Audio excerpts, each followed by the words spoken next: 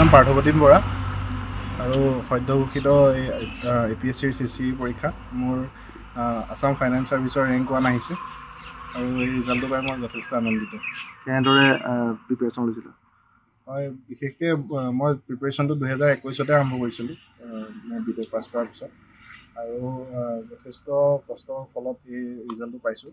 ইয়াৰ আগৰবাৰো মোৰ ফাইনেল লিষ্টত নাম অহা নাছিল, ইণ্টাৰভিউ দিছিলোঁ, ভাল লাগিছিল। ক'ৰবাত প্ৰশিক্ষণ লৈছিলা নেকি ক্ষেত্ৰত? মই অনলাইন লৈছিলোঁ। এতিয়া তাৰপিছত মই এবাৰেই লৈছিলোঁ, তাৰপিছত ছেল্ফ প্ৰিপেৰেশ্যনে কৰি আছোঁ। এই ক্ষেত্ৰত তোমাৰ মা দেউতাৰ কেনেকুৱা সহযোগ পাইছিলে? আৰু যথেষ্ট সহযোগ পাইছিলোঁ। কেতিয়াও একো কোৱা নাছিলে, সদায় ছাপোৰ্ট কৰিছিলে।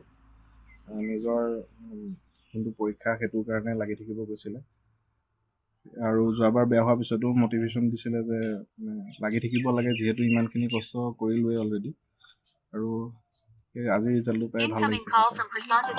তুমি যিহেতু তোমাৰ আদৰ্শত আন যি প্ৰজন্ম আছে সেই প্ৰজন্মখিনিক কি বুলি ক'বা, কেনেধৰণে আগবাঢ়ি যাব লাগে? হয়, মানে ছেল্ফ কনফিডেঞ্চ ৰাখিব লাগে। যিমানেই কষ্ট নহওক কিয় লাগি থাকিব লাগে, লাগি থাকিলে হৈয়ে যায় এদিন নহয় এদিন। অলপ ধৈৰ্য ধৰিব লাগে কেতিয়াবা, সেইখিনিয়ে ক'ম। যিমানখিনি কষ্ট কৰিলে কষ্টৰ ফল আজি পোৱাত আমি নথৈ আনন্দিত। তেনেকুৱাই হোৱা নাই যে যিকোনো প্ৰকাৰে আমি দিবলৈ চেষ্টা কৰোঁ, যি বিচাৰে যেতিয়া যি বিচাৰে আমি দিবলৈ চেষ্টা কৰোঁ। দ্বিতীয় সন্তান হৈছে মোৰ 2 নম্বৰ ল'ৰা।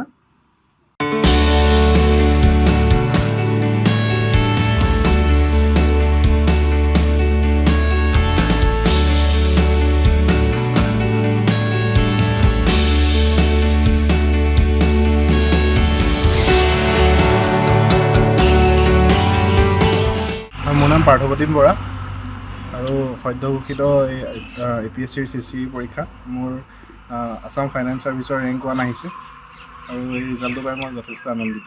কেনেদৰে প্ৰিপেৰেশ্যন লৈছিলোঁ? মই বিশেষকৈ মই প্ৰিপেৰেশ্যনটো 2021 আৰম্ভ কৰিছিলোঁ মই BTech পাছ কৰাৰ পিছত আৰু যথেষ্ট কষ্টৰ ফলত এই ৰিজাল্টটো পাইছোঁ। ইয়াৰ আগৰবাৰো মোৰ ফাইনেল লিষ্টত নাম অহা নাছিল, ইণ্টাৰভিউ দিছিলোঁ, ভাল লাগিছিল। ক'ৰবাত প্ৰশিক্ষণ লৈছিলা নেকি ক্ষেত্ৰত? মই অনলাইন লৈছিলোঁ। এতিয়া তাৰপিছত মই এবাৰেই লৈছিলোঁ, তাৰপিছত ছেল্ফ প্ৰিপেৰেশ্যনে কৰি আছোঁ। এই ক্ষেত্ৰত তোমাৰ মা দেউতাৰ কেনেকুৱা সহযোগ পাইছিলে? আৰু যথেষ্ট সহযোগ পাইছিলোঁ। কেতিয়াও একো কোৱা নাছিলে, সদায় ছাপোৰ্ট কৰিছিলে।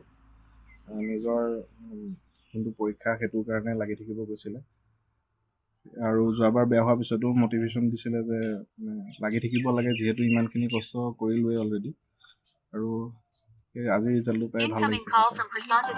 তুমি যিহেতু তোমাৰ আদৰ্শত আন যি প্ৰজন্ম আছে সেই প্ৰজন্মখিনিক কি বুলি ক'বা, কেনেধৰণে আগবাঢ়ি যাব লাগে? হয়, মানে ছেল্ফ কনফিডেঞ্চ ৰাখিব লাগে। যিমানেই কষ্ট নহওক কিয় লাগি থাকিব লাগে, লাগি থাকিলে হৈয়ে যায় এদিন নহয় এদিন। অলপ ধৈৰ্য ধৰিব লাগে কেতিয়াবা, সেইখিনিয়ে ক'ম। যিমানখিনি কষ্ট কৰিলে কষ্টৰ ফল আজি পোৱাত আমি নথৈ আনন্দিত। তেনেকুৱাই হোৱা নাই যে যিকোনো প্ৰকাৰে আমি দিবলৈ চেষ্টা কৰোঁ, যি বিচাৰে যেতিয়া যি বিচাৰে আমি দিবলৈ চেষ্টা কৰোঁ। দ্বিতীয় সন্তান হৈছে মোৰ 2 নম্বৰ ল'ৰা। যিকোনো খবৰৰ বাবে যোগাযোগ কৰক 7099017330 লগতে 7099017110 নম্বৰত।